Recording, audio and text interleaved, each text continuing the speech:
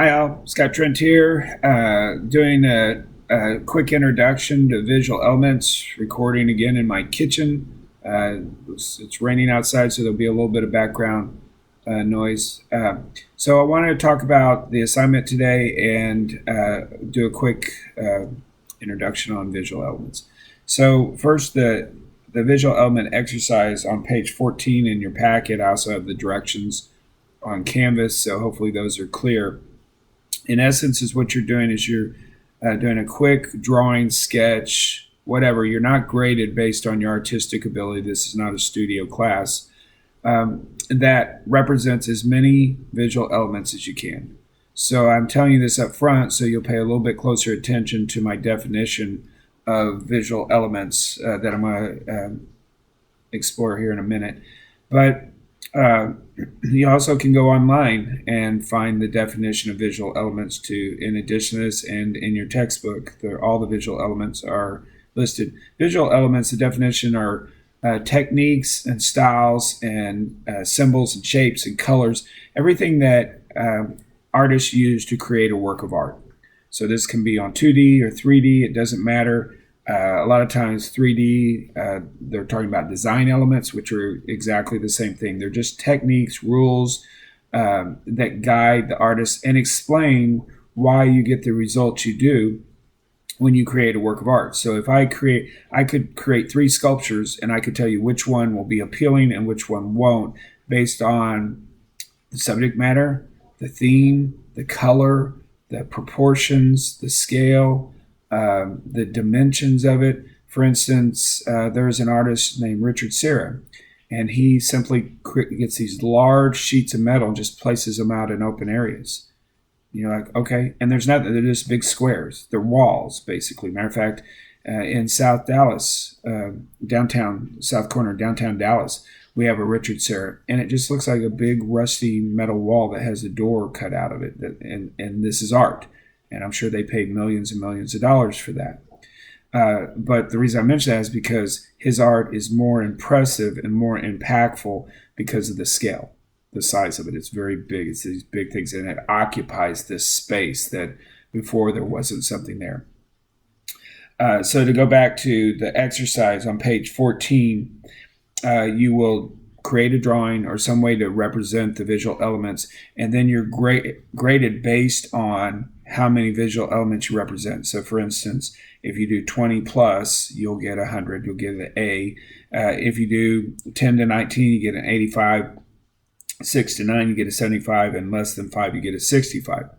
And you need to make sure that you do the drawing, but you also put a little explanation so I know that you know what that visual element is and you're using it correctly.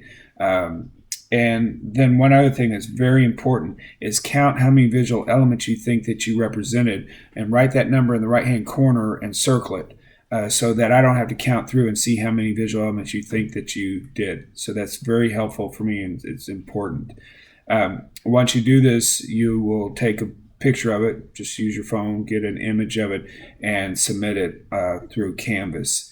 I put a sample drawing of, like, it could just be basic stick art, but it just shows me that you have a general idea of at least 20 visual elements. And I would strongly encourage, if you do want to make an A, that you do 22, 24 visual elements, because I might disagree with you. You might be wrong. You might not have an accurate representation of a visual element, and so you don't get the points. So if you do 24, more than likely you'll get the A. If you do 20 and I disagree with 3, you automatically drop down to a B. So just FYI for those of you that want to make an A in the class.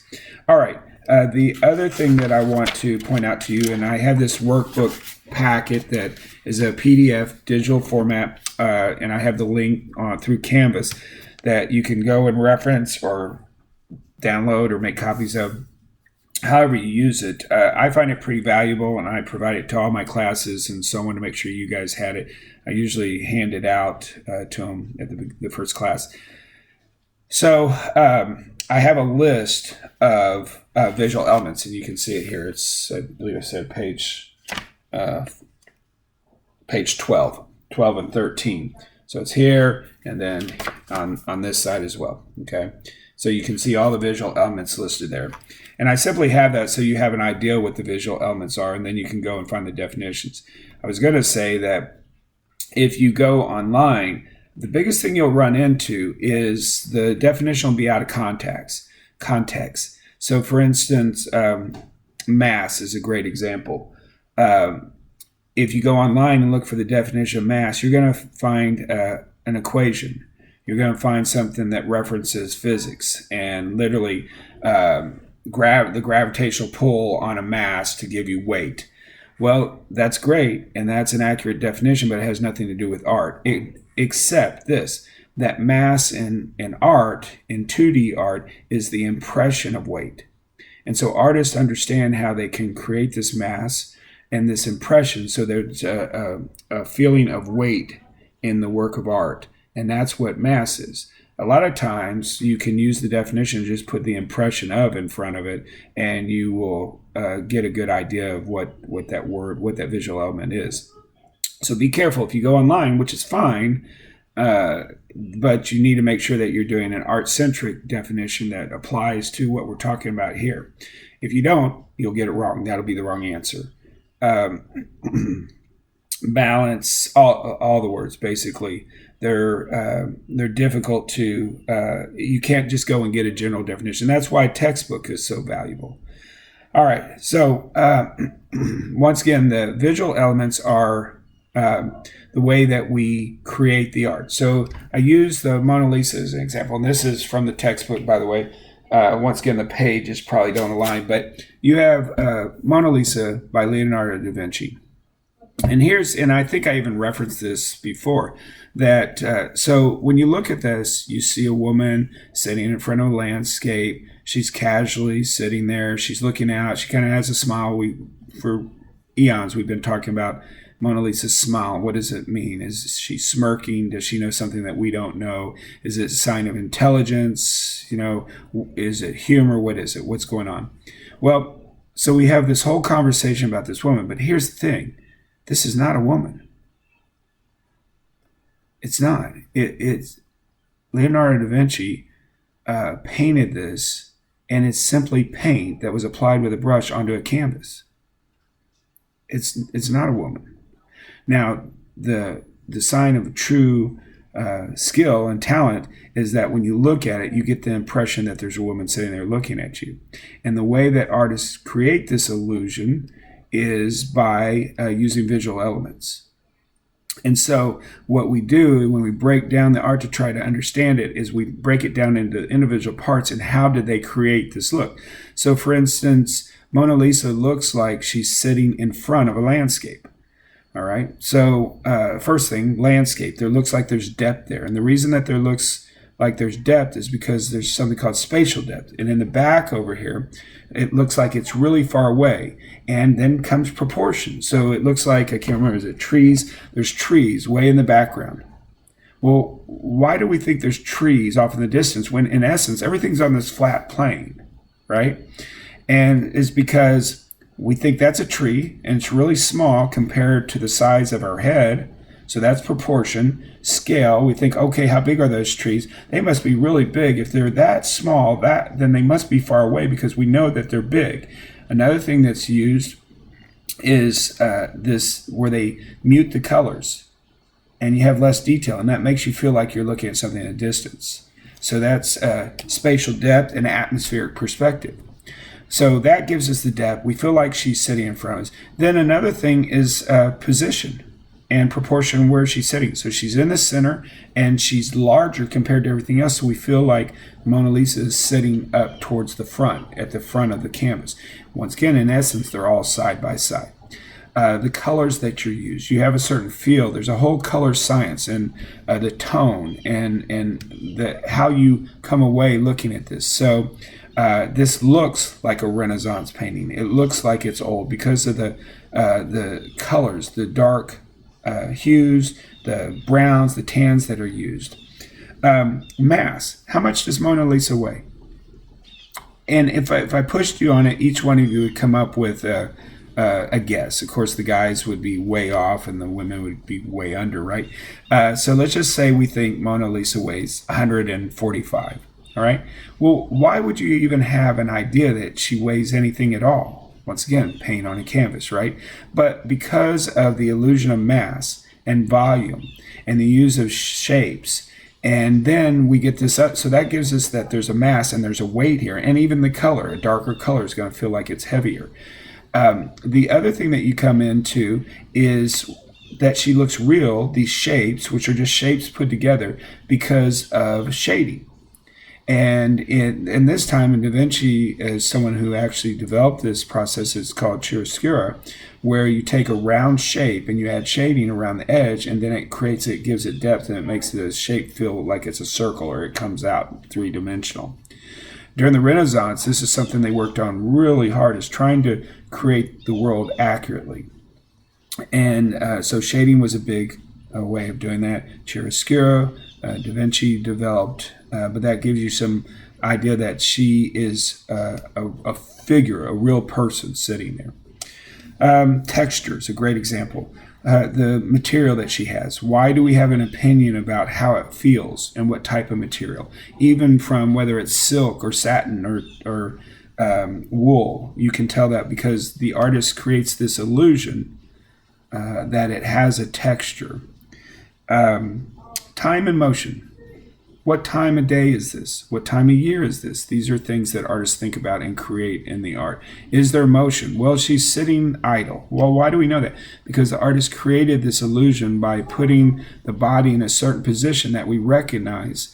And then all of a sudden, like, well, she's sitting very relaxed. Her shoulders are slumping. Her arms are relaxed. Her hands are placed on top of each other. So these is time and motion that are represented within a painting. Emphasis, focal point, her being the center, the color that we see right here in the center of her face. It's highlighted because it looks like light shining down on it. Once again, light's not shining down on it. The artist creates the illusion that it's highlighted, that there is light, and they even consider the light source and the direction of light to emphasize the art and show us what they want us to look at and focus on. So by using saturated colors and lighter hues and tones, then it looks like there is a light that's being shined down on her, and it stands out. So this is a way that the artist will create an emphasis and draw your eye and tell you literally where to look. Directional force is a good example. Often an artist will put something in that leads your eye across, or there will be lines that go through it that draw your attention across the art, so the artist can actually dictate how you look at the art, where you start out, what's emphasized, and then where your eye goes through the work. Content's very simple. It's what's in the art, what we're seeing, what we recognize. Abstract art doesn't have content in. There's not something that's recognizable that we're looking for, and that's intentional. So they might use shapes and color to give us an impression, a feeling. The artist Mark Rothko would use called color fields. So he'd use large areas of color, and then he would play with the science of color by putting primary colors next to each other, or different temperature colors. Warm colors next to cool colors, and then in different scales and proportions. And all his art was really big, because what he wanted you to do is stand in front of the art and simply feel it. Not interpret it, not see something in it, but literally experience by feeling the art. And so it changes your perspective, it changes your expectations for the art, and that's the intention of the artist. 1 point, 2 point perspective. It shows, like, 2 point perspective gives us a depth, and it's talking about the horizon and vanishing points. Tone is the how you see the color and the purity of the color. Saturation is how a color is over it's the purity of the color, and it makes it look brighter and stand out more. Subordination is a great example. That's when something is in the art that is not as emphasized, so it's subordinate to the other piece. So for instance, the background is subordinate to the character, the Mona Lisa that we see, and that means that it's less important and less emphasized. Color schemes is very important. That often is what you'll find is the artist will stick with a certain color palette. And is what happens is the colors contrast and conflict with each other. And so often an artist will try to stay in the same color scheme so that the colors look like they belong to each other and they complement each other, they go together. Where if they use contrasting colors that really stand out against each other, then you create this sharp contrast, and that's by design a lot of times. There's a thing that it's called tension in art, where the artist creates something that they feel like it doesn't work, or it draws your attention and it causes an uneasiness. David Smith, the sculptor, would create sculptures where they would stand out off to the center, off balance, and you're looking and going, oh, that looks like that's going to fall over, and that's tension. But it also creates emphasis and it creates interest. Scale is the size, repetition is the repeating of symbols or lines or colors that it gives a pattern that leads your eye across. Vanishing point, eye level. Eye level is an interesting thing because that's where you're seeing the art from. Are you standing straight in front of the character that's represented in the art? Are you standing below? Are you above, looking down? Let's say if you're standing up looking at a painting of me, then you'd see this bald spot on the back, right? Where if you're standing straight in front of me, we'd be looking eye to eye. And so the artist thinks about where it's being viewed from as they paint the character, but then there's also where the outside audience is looking at the art. So there's a difference here. So this is a quick introduction of visual elements. They're what's used to create art, and whether you're creating a pamphlet or a painting or a sculpture or music, it doesn't matter. There's elements that create that work. And in this case, we're primarily focusing on 2D art, paintings. It can also be sculptures to try to understand the value and what makes up art. And so you have that exercise to illustrate that you've shown this. Read through your text, go online, find definitions, and then show me that you have an understanding of them. So I hope all this made sense, and we'll see you online.